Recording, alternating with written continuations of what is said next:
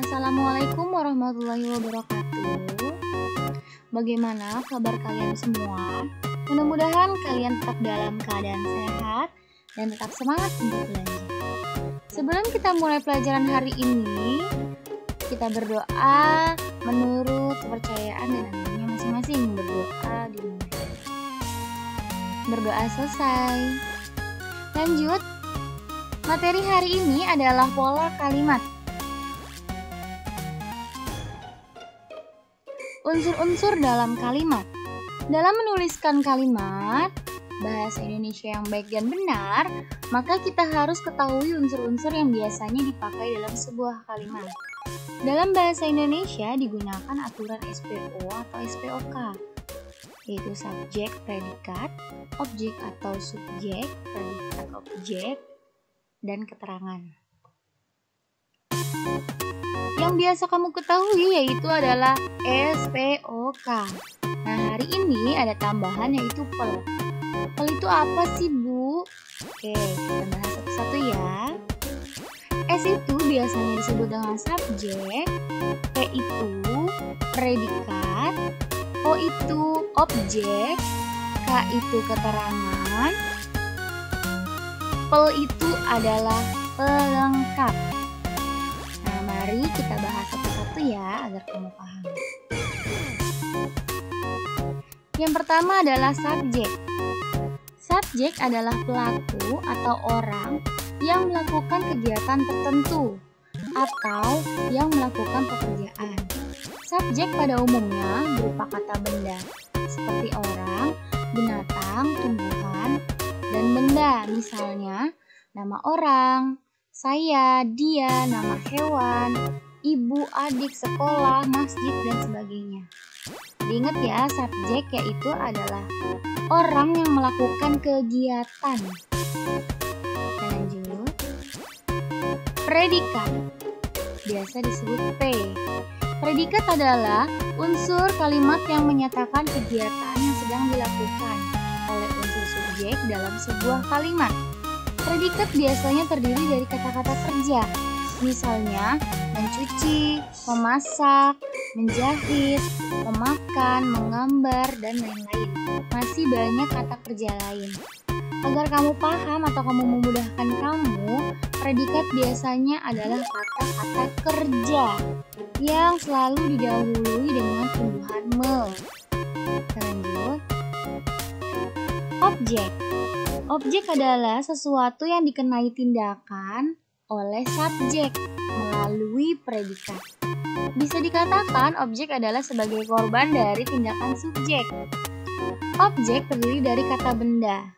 Misalnya, ibu, mereka, baju, burung, buku, kursi, tangga, dan lainnya.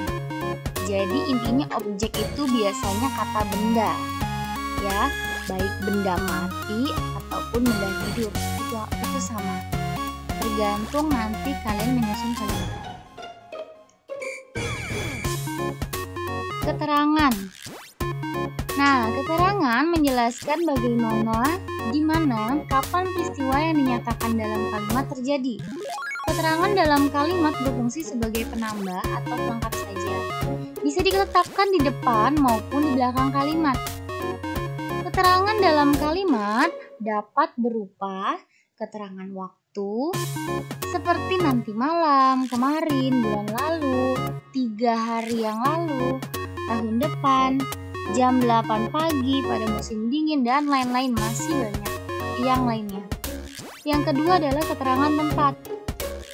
Di taman, di pesta, di kelas, di kamar, di warung, di jalan, di mobil, dan lain-lain. Yang pasti keterangan tempat selalu didahului dengan kata di. Atau kemarin kita sudah belajar keterangan tempat bisa didahului dengan kata ke. Selanjutnya, keterangan alat. Ada tambahan untuk kalian yaitu keterangan alat. Keterangan alat itu seperti mengendarai mobil, dengan sepeda, menggunakan pisau, menggunakan sabit, menggunakan sapu, dan lain-lain. Yang pasti keterangan alat adalah menggunakan alat. Jadi bisa menggunakan apa saja ya, sesuai nanti yang kamu buat kalimatnya. Lanjut, yang terakhir adalah pelengkap. Biasa kita singkat pel. Pelengkap adalah unsur kalimat yang melengkapi unsur-unsur lainnya untuk menambahkan atau menjelaskan arti atau keterangan. Pelengkap biasanya terletak setelah predikat atau setelah objek. Ya, biasanya diikuti dengan kata yang. Contoh, anak yang berambut panjang itu membuat kue di dapur. Nah, yang bergaris bawah ya, yang berambut panjang itu disebutnya pelengkap karena selalu didahului dengan kata yang. Contoh kedua, saya membeli pensil baru di toko buku. Barunya ini adalah pelengkap karena menjelaskan dari pensil. Ya, oh pensil yang apa sih? Oh pensil yang baru. Di sini memang tidak ada kata yang, tapi baru di sini adalah menjelaskan si pensil ini. Jadi pelengkap itu adalah untuk menjelaskan kata sebelumnya. Kita lanjut. Nah, sekarang kita masuk jenis pola kalimat. Ada banyak sekali jenis pola kalimat. Yang pertama adalah pola SP, yaitu subjek dengan predikat. Contohnya, Kariza memasak. Kariza yaitu S, memasak adalah predikat. Kamu pasti sudah bisa, tapi ini mengingat kembali. Yang dua adalah SPO. Contoh, Kariza memasak roti. Kariza subjek, memasak predikat, roti adalah objek. Yang ketiga SPOK. Contoh, Kariza memasak roti di dapur. Kariza subjek, memasak adalah predikat, roti adalah objek, di dapur adalah keterangan. Yang keempat adalah SPK. Contoh, Kariza memasak pagi hari. Kariza adalah subjek, memasak adalah predikat, pagi hari adalah keterangan waktu. Jadi pola-pola tersebut ini, pola-pola ini sangat berbeda. Ya, kamu bisa amati SP, SPO, SPOK, SPK. Kita lanjut ya.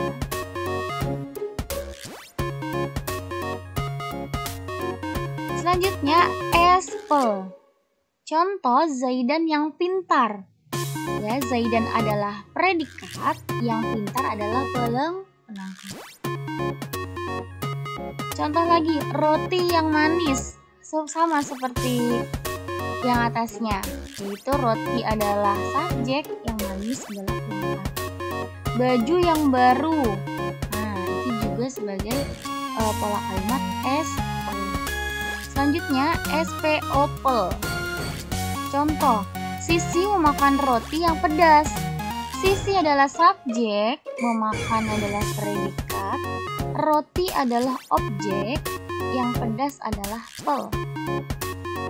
Dan masih ada beberapa pola kalimat yang lain, tergantung susunan kalimatnya. Ya, sementara ini Ibu hanya memberikan 6 pola kalimat. Nanti akan kamu pelajari lagi di jenjang berikutnya. Oke. Nah, sekarang kita masuk tugas pertama. Tugas pertama yaitu buatlah tabel yang menunjukkan subjek, predikat, objek, keterangan. Keterangannya itu keterangan waktu, tempat, dan alat, dan pelengkap. Kamu buat tabel seperti ini, hanya cukup 5. Jadi kamu tulis kata yang termasuk subjek, predikat, objek, keterangan, dan pelengkap. Hanya 5. Nah, tugas kedua yaitu tentukan pola kalimat dari kalimat berikut. Beri garis di bawahnya. Jadi soal ini, kamu salin di buku tulismu, kemudian garis bawahi pola kalimatnya. Ya, mana yang masuk subjek, predikat, objek, keterangan, atau pelengkap.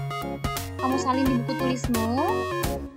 Ya, Jika masih kurang paham, kamu bisa mengulang kembali di penjelasan sebelum-sebelumnya. Ya, paham ya? Mudah-mudahan kamu paham. Jadi hari ini tugasnya ada 2. Kemudian kamu kerjakan dan kamu kumpulkan melalui flashcard. Oke, terima kasih. Sudah selesai pembelajaran hari ini. Semoga ilmu yang Ibu berikan bermanfaat untuk kalian semua. Wassalamualaikum warahmatullahi wabarakatuh.